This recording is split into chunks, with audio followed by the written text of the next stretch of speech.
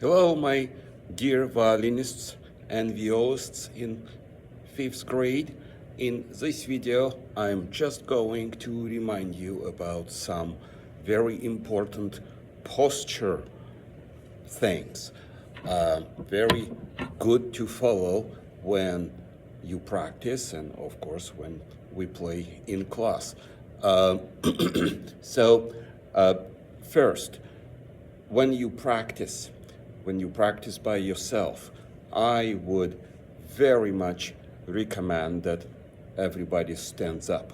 So you will stand up and your feet should be placed shoulder wide like this, and just what we did so much last year, it's simply a reminder. So with the violin, it's still nice to first feel that you are relaxed. Violin or viola in this video, really every time I say violin, I mean both instruments. So first of all, relax your head and your neck and your cheeks and everything, shoulders, your waist, your legs. You need to be very relaxed and stand on both feet.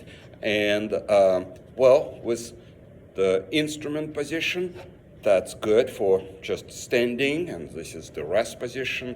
And maybe we are not doing Statue of Liberty anymore, but it's kind of when you take the instrument out of rest position and you bring it around like this.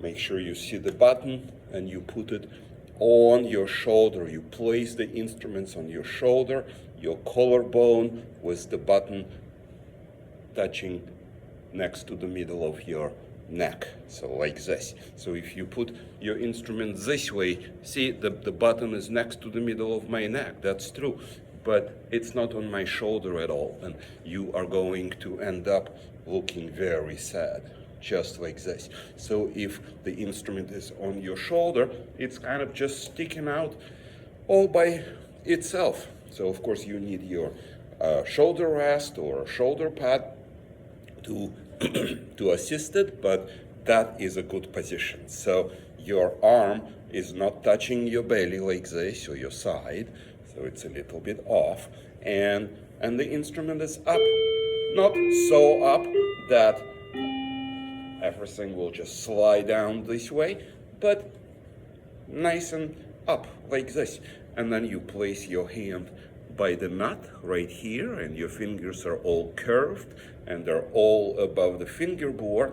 And now all that's left, that depending on what string you're going to play, the low strings, you're going to turn your arm in such a way that your fingers are above the low string, and then the next string and the next string and the highest string. So it turns a little bit here, but the fingers are always above the fingerboard and they're always curved. Very, very important. Then the next thing was the bow.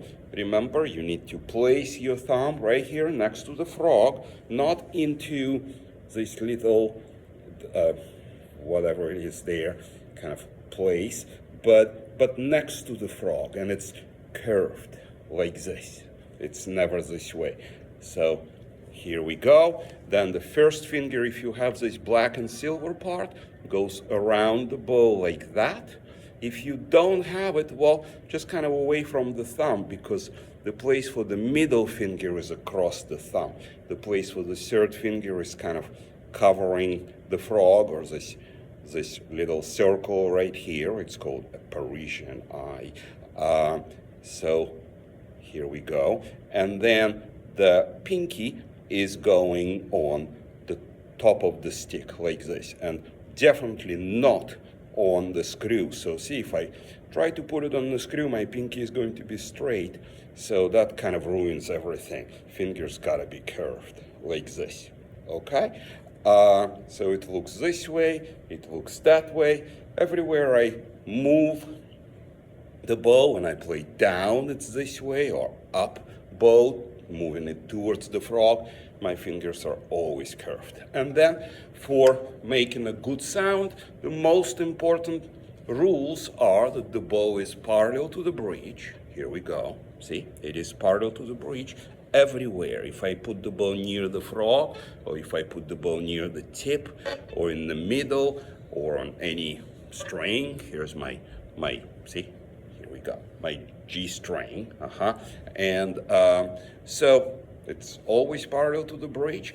When I move the bow, I am going to move it kind of in the middle between the bridge and the fingerboard area. That sometimes can change a little bit, but it's kind of this way, right? And when I play near the frog, I'm also tilting the bow just a little bit, like this. See, I always tilt it towards the fingerboard, never towards the bridge. So curved fingers, everything is placed at the right spot on the bow, and parallel to the bridge, in the middle between the bridge and the fingerboard, a little bit tilted when I play close to the frog.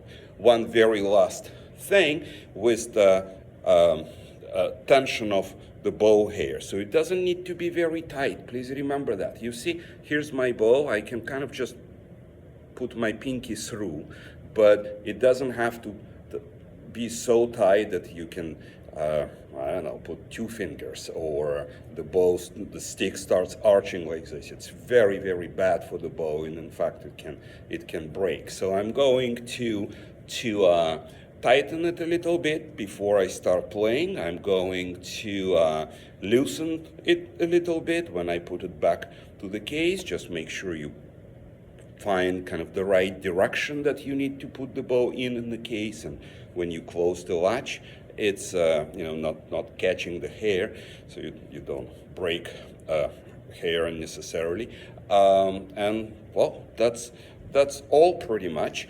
One very last thing for this introductory video is practice. The more you practice, the better. And I'm not talking about like, well, practicing for 3 hours is better than for 40 minutes a day. That's not what I mean. What I'm actually talking about, practicing daily, even if it's only 10 or 15 minutes a day.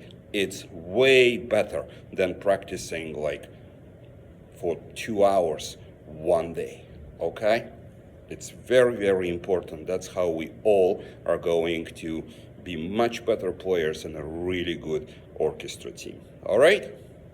Look for my other videos, that time with your tunes.